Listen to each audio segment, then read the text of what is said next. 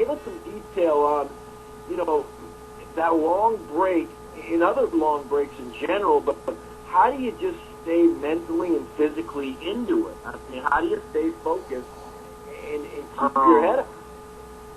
Well, it was just one of those situations, man, where it comes with the territory, the way the sport is now, and I was getting a lot of short offers with fights and stuff like that coming in on the B side, and I definitely felt like Denny Jacobs did enough to win that fight, but I definitely coming off sparring Mayweather for Mosley and helping him get ready for that fight, and then getting the call to fight Guerrero, and we had a great camp. I definitely felt like I did enough to win that fight, and I felt like they just stole it, for whatever reason. I just felt like they, I thought it was the best I've looked. I've been fighting out of my weight class because that's just the nature of this sport. When you get an offer, you don't have the right backing and the right people pushing for you, and you got to take it, or it's like you can't feed your family. So, I took that fight, and I had enough time to train, and we worked hard, and I would go down there, and they took it from me, and and I came back and fought November 10th, and I think November 2010.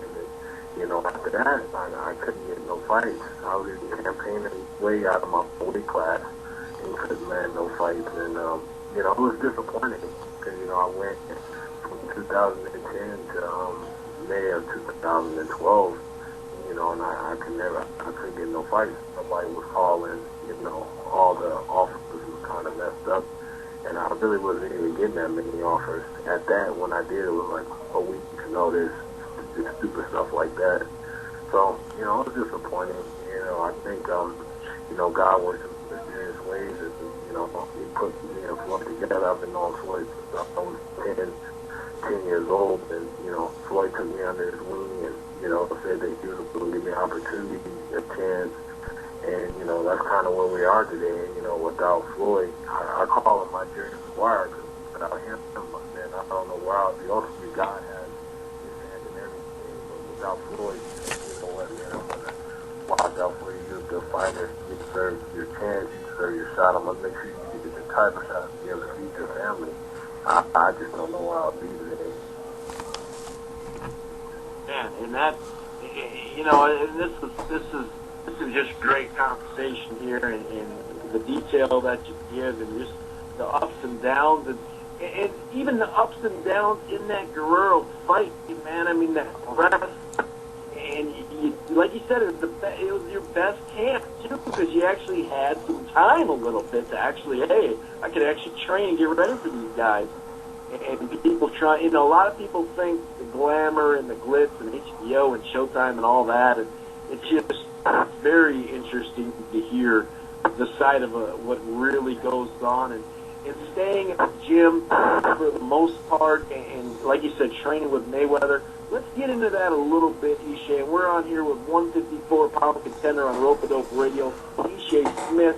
He's been busy the last couple of months, May and September. Got back on, got the rust off. We'll talk about those fights, and we'll talk about what's going on in the future and what he hopes to go, and some of the things that have happened too. But let's just talk about in those training camps with Floyd Mayweather, and just staying in the gym no matter what anyway, knowing that a fight could come at any time.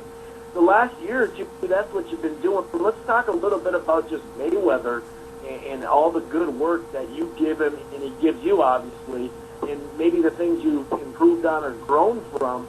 And just, talk about just staying in the gym and staying focused. Well, when you with Floyd Mayweather, people think it's like the glitz and the glamour, but Floyd is actually, he's a good guy.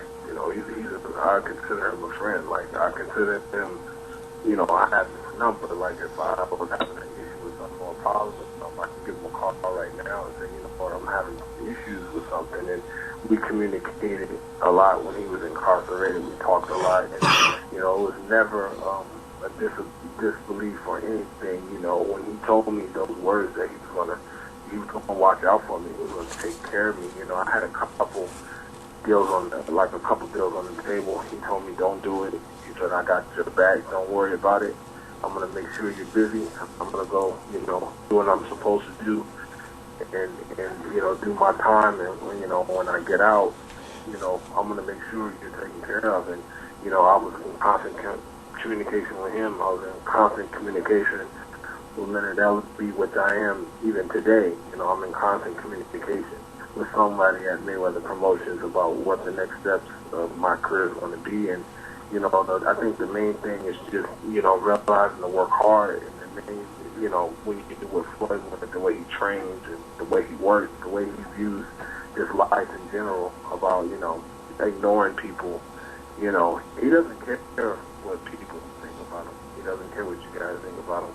All he cares about is going and doing what God has blessed him to do, to go out and fight and put together good fights and, you know, make money and take care of his family and take care of his kids. And he's really a family man. He doesn't care, you know, everybody says this about him. He doesn't care about that. You know, I asked him, you know, because you know, when you're with him, you can feel the pressure. You can hear the fans. You can see what they say. And, you know,